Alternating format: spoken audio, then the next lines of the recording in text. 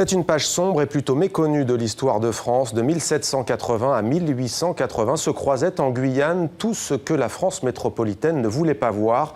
Esclaves, anciens bagnards, déportés ou encore colons.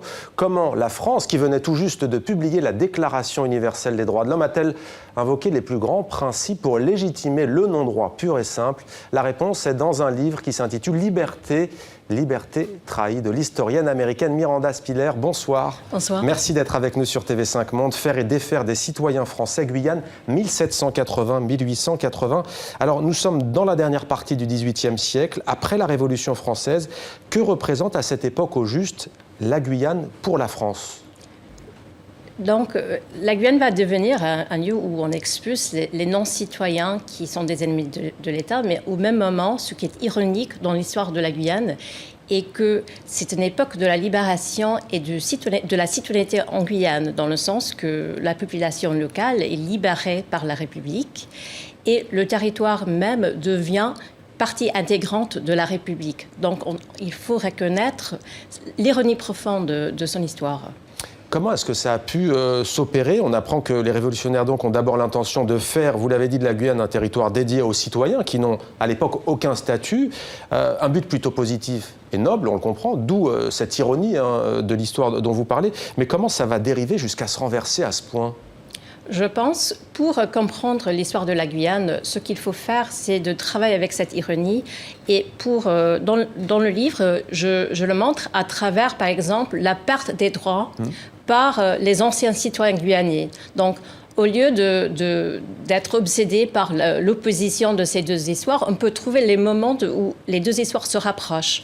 Par exemple, dans l'histoire du rétablissement de l'esclavage, où on voit les gens qui sont transformés, franchement, de personnes en objets. Et dans le livre, j'aborde les tentatives des familles de protéger leurs proches qu'on voit dans les documents de notaire. Vous racontez en effet comment se développe ce territoire de non-droit à l'écart du champ de conscience de la métropole. Vous donnez des exemples. Est-ce que ça a été par négligence ou est-ce que c'est un projet intentionnellement planifié à l'époque par la France ? L'échec du bagne, je pense qu'il faut éviter de parler d'un échec. Ce que j'ai essayé de faire dans le livre, c'était d'abord de faire sortir l'histoire de la Guyane de son exotisme en montrant comment le droit français et la culture politique française a construit cet espace colonial. Et deuxièmement, d'unifier l'histoire de la Guyane, de montrer qu'il n'y a pas de Guyane une histoire de déportation et une autre d'affranchissement, d'immigration africaine, etc. Mais de faire une seule récit de ce champ historique. Et à travers ça, on peut voir que c'est un pays qui, en partie au moins, fait d'un bricolage du droit français. Et ça, c'est une manière de relire, je trouve, le bagne. Alors, on le précise aujourd'hui encore, la Guyane est un territoire français d'outre-mer très éloigné, à des milliers de kilomètres, puisque c'est une terre qui est frontalière du Brésil.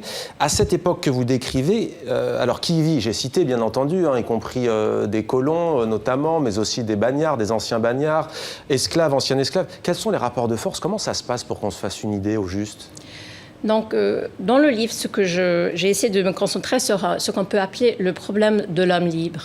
Et c'est un personnage qui apparaît sous plusieurs formes. Dans le livre, on peut le voir en forme d'esclave affranchi, mais également en forme de condamné libéré, homme qui sort du bagne, pour tomber, comme on voit dans l'histoire, dans les camps dédiés aux hommes libérés des prisons, où également on peut voir ce problème de l'homme libre à travers l'histoire des immigrants africains qui arrivent et qui va se trouver dépourvus de droit. Donc, pour comprendre cette histoire, on trouve ce qui unifie tous ces exemples, c'est le fait d'être frappé par des lourdes incapacités juridiques et aussi le fait d'être encadré par des juridictions très originales et souvent de type militaire.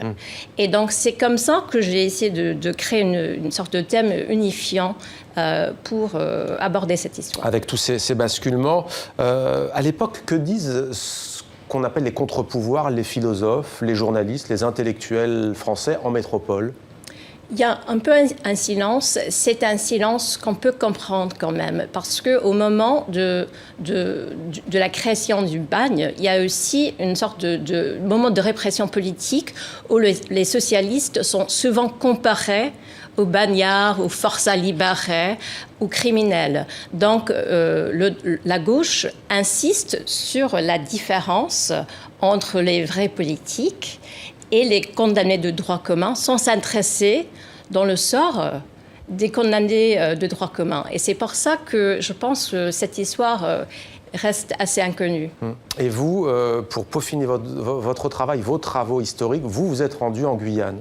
Oui, certainement, et j'étais très frappée. En fait, c'était important pour la conception du livre. À Saint-Laurent-de-Maroni, j'ai vu une ville qui était sans espace public. Et j'ai aussi vu une porte à l'intérieur du camp de transportation marquée « Libéré ». Donc j'ai pu apprendre... De déportation, quand vous dites transportation, c'est oui, de déportation. Donc j'ai pu apprendre que l'homme qui était censé être libéré du bagne est devenu une catégorie pénale avec un numéro matricule spécifique et que ce système était totalement enfermé dès le début. Au moins, c'est ça que je constate dans le livre. Est-ce que vous avez constaté des traces de cette histoire en Guyane même? On trouve peu de ruines. Ce qui est frappant dans la ville actuelle de Saint-Laurent-de-Maroni est la présence de la population de Noirs marrons. Justement, je parlais de la population aujourd'hui en Guyane. Oui. Est-ce qu'elle est marquée? Je pense qu'on parle très peu. Et une ambition dans ce livre était de montrer que l'histoire des gens du pays ne peut pas être vraiment comprise sans prendre compte de l'histoire des prisons. Parce qu'il y avait des prisons qui étaient jetées sur les populations noires libres pour la raison très explicite de les réduire dans un quasi-esclavage. Et aussi, on trouve, malheureusement, il y avait une complicité sans le vouloir parce qu'il y a beaucoup d'anciens esclaves qui vont travailler pour l'administration pénitentiaire. Ouais. Et donc, il y a deux facettes. Il y a des victimes et il y a aussi des collaborateurs accidentels. La complexité d'histoire. Et vous écrivez notamment « Non, la forêt n'était pas vierge et n'attendait pas la civilisation. C'est tout le contraire. En touchant la Guyane, la civilisation a transformé une forêt habitée en un désert sans hommes ». C'est un constat terrible. Oui. Mais dès le début, j'ai décidé de voir la Guyane comme une construction de la France au lieu de le voir comme un pays exotique qui languit dans une sorte d'état de terre vierge. Et donc, c'était pour insister sur le fait que la France a construit une manque de civilisation que j'ai terminé comme ça. Alors, vous êtes américaine, vous êtes souvent en France, vous avez rejoint American University de Paris. Et qu'est-ce qui vous pousse, qu'est-ce qui vous attire vers ce sujet précis de la colonisation française?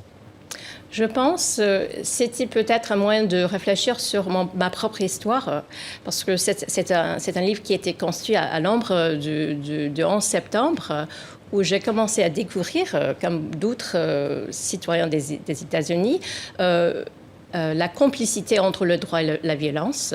Donc, la Guyane devient un lieu très moderne si on s'intéresse à ce problème.